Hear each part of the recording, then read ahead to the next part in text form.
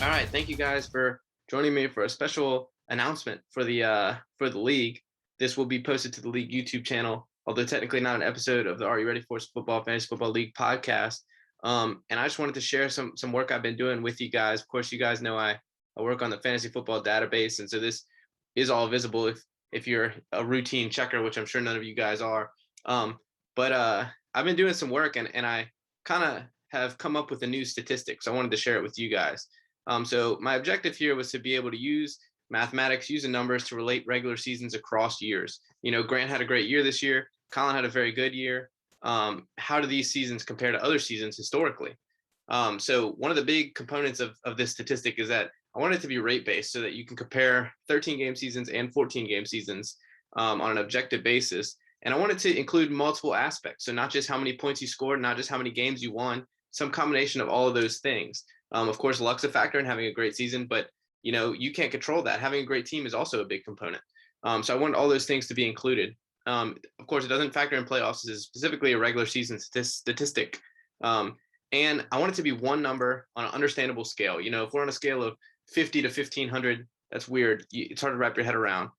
So I want it to be a good scale. And I want it to hold up. If I look back to league history, I apply this number to past seasons, which of course I did. It should make sense that teams who had great seasons have a great number here. So the next question is, what should we call this? You know, my original thought was maybe we'll just call it mathematics used to relate regular seasons across years. But that just sounds kind of gross. It doesn't roll off the tongue. Maybe there's some way we can abbreviate that, you know.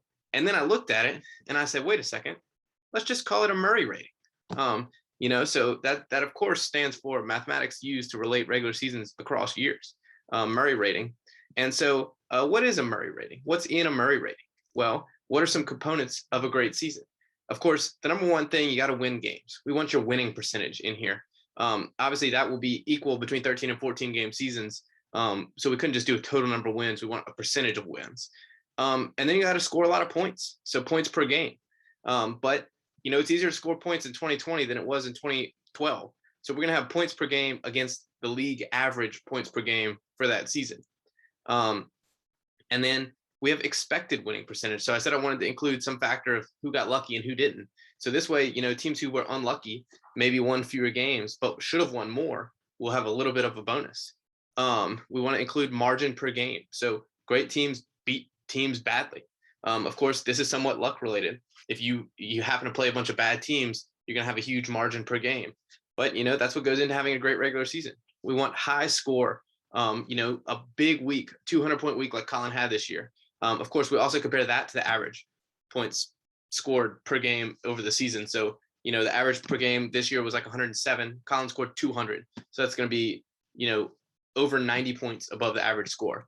And then great teams have a low floor. So I looked at low score, a high low score. So if that makes sense, you know, if you scored 40 points, probably didn't have that great of a regular season. So all these things are included, and I wanted to kind of weight them. You know, what's most important, what's least important. I played with the numbers, and this is what I came up with. So the Murray rating is composed 35% of winning percentage, 25% on points per game, 20% on expected winning percentage. So obviously, you know, the points per game and expected winning percentage are kind of performance based. Winning percentage and margin per game are a little bit luck based. And then high and low scores, you know, just throw in there to move the numbers a little bit, but shouldn't really make a huge difference because those are one game statistics. So what about the scale? We talked about, I want it to be an easy scale for everyone to understand. So great season should get a Murray of about 100. Average season, 0. Bad season, -100. That's an easy scale, easy to understand. And I didn't want it to be where like 100, you can't exceed 100. So you can go above 100, you can go below -100. It's not a hard line. Those are just some rough criteria to think about. So let's look at Murray rating, which has been added to the statistic, and see how some seasons compare. Let's just look at it, see if it holds up. So, you know, first we're going to look at this year. Grant had a great year, and look at this, his Murray rating, 73. Of course, the Excel formula you can see up here, it's a little bit of a conglomeration, but Murray of 73, you know, really, really good season. We would expect a great season to be about 100. So, you know, maybe it's tough to get to 100, but 73, really good season. And look at that. Colin, despite having only an 8-6 record, you know, he led the league in scoring. He had a great margin per game. beating teams by 11 points a game. He had a great season as well. So he's a 65, right behind Grant. I like that.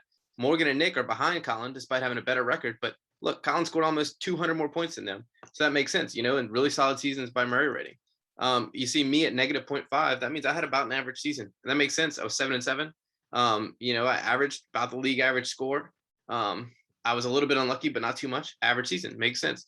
Austin went 3-11, and look at that. He's got a really bad Murray, negative 62. That makes sense too. So I think all these numbers are looking great so far.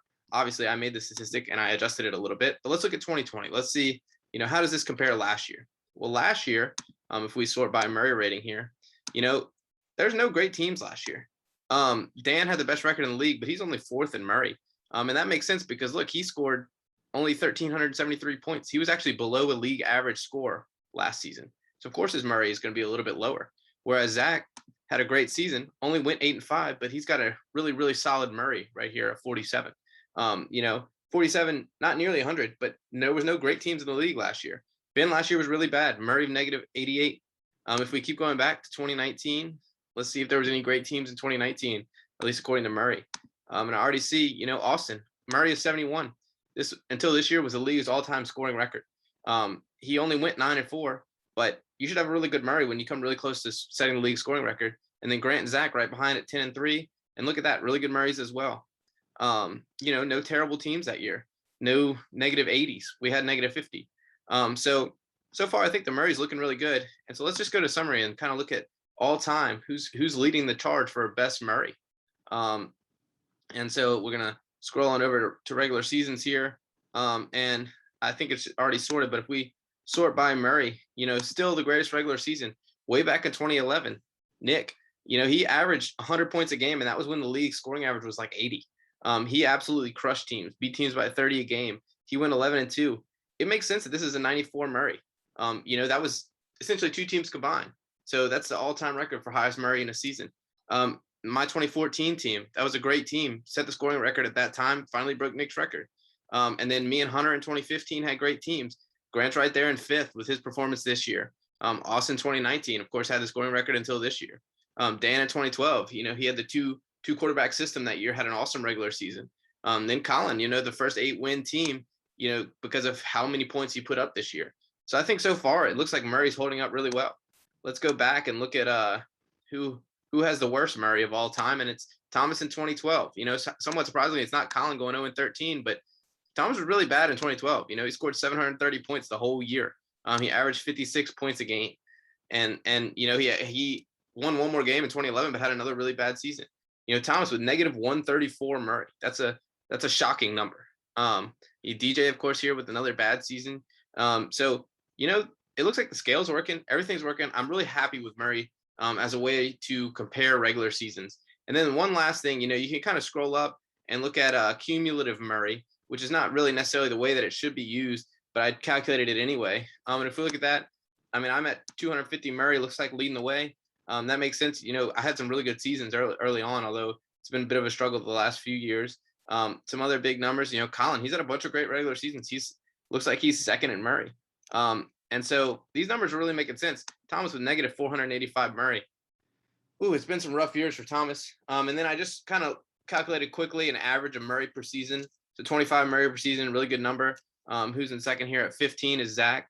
That makes sense. That should be Colin, or Ross Petrie put up 15 Murray in the first season. This must be Colin. Yeah, Colin was 16 Murray. So this is a new statistic, special announcement from the league. Is that we have a new statistic. It's your Murray rating, and it relates regular seasons across years. Mathematics used to relate regular seasons across years. Murray rating, it's in the database. Let me know what you guys think.